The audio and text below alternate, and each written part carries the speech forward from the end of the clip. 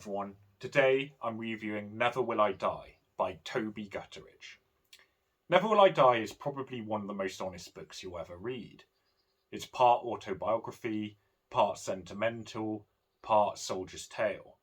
Toby Gutteridge is an ex-SBS soldier who, during one of their clandestine operations, was seriously injured and is now quadriplegic.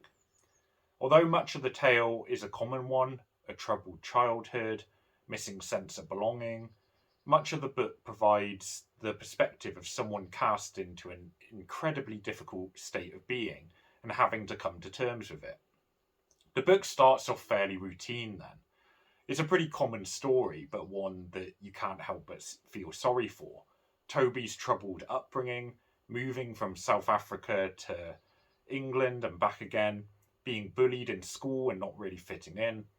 All of this disruption made Toby somewhat of a problem child, in his words, metaphorically screaming for attention from dealing with issues a child should not have to be dealing with. There's some interesting perspectives here, though. Despite falling into the wrong crowd, Toby manages to maintain a sense of self-belief, which evidently served him well in what was to come. It helped him to maintain discipline when it came to fitness, or obviously to meet the difficult challenges of a special forces operator.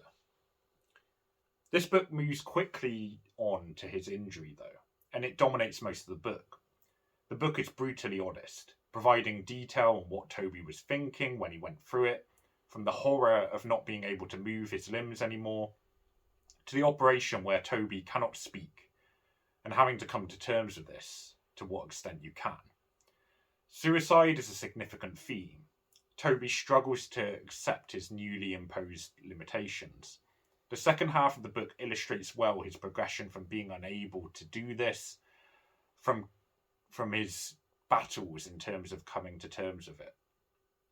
The book manages to raise wider issues as well, though, from the difficulty of finding a care agency to his exploration of the themes I mentioned. He explains the heartbreaking way that his carers neglect him until he finds an agency that cares for him properly.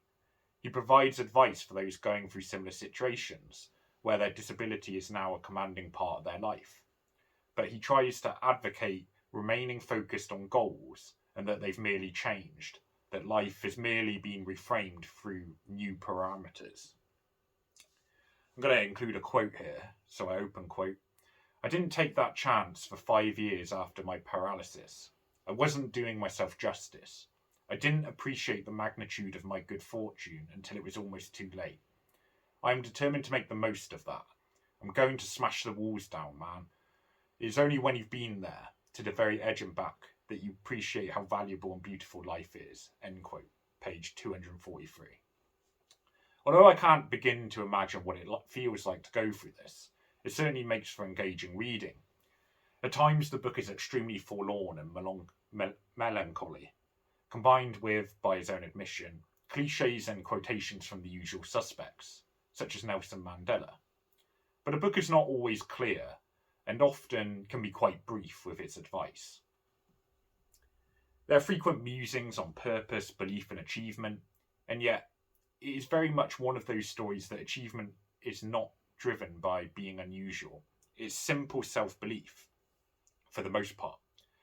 But its message often gets hidden by difficult and honest themes, which, depending on your preference, could be a good or bad thing. I did find the book a bit clumsy in its delivery, seemingly jumping around themes a bit haphazardly.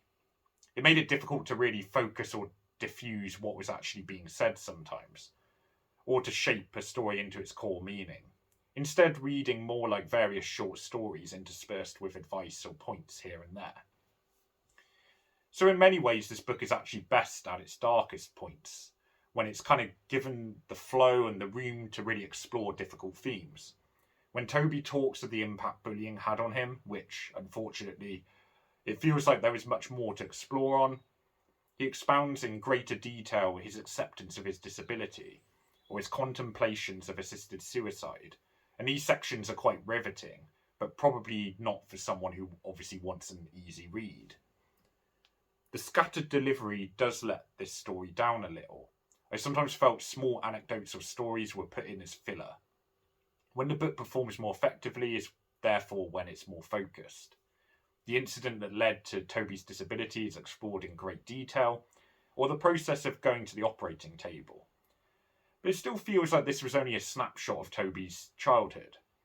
Despite it seeming to shape who he was to a great deal and sort of for those trials and tribulations to come, it felt like bullying, for example, was a central part of what he went through, but no events were really explored upon much.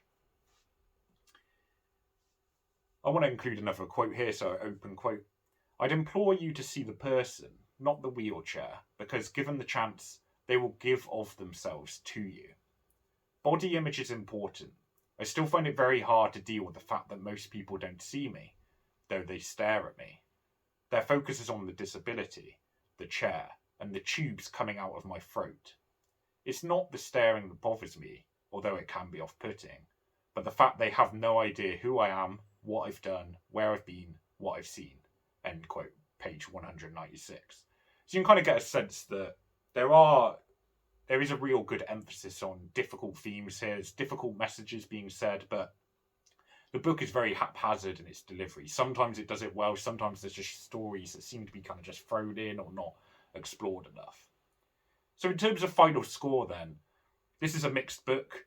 Toby's story is amazing, and it is brilliant to hear from the perspective of someone who has survived an inhibiting story, or inhibiting injury, I should say, and how it has changed their life. But sometimes the flow of the book felt unrefined. The inclusion of some stories seemed unnecessary, as I said, or themes would be lost or their emphasis missed by moving around on the different messages for the reader, before one had been fully fleshed out. I had no problem with the darker parts of the book. In fact, I think this is where it's strongest. But I would warn readers that, if these themes are going to be difficult for you to read about, this is probably not the book for you. His story and his strength of character deserves an 11 out of 10. But unfortunately, this book seems a little jumbled and only briefly stands out from the crowd in certain places. So I'm giving this one a 6 out of 10. He has a great story, I just think the delivery could have been better. I'm reviewing plenty more books like this, personal stories, trials and tribulations, and much, much more besides. So stay subscribed for that. Thanks for watching.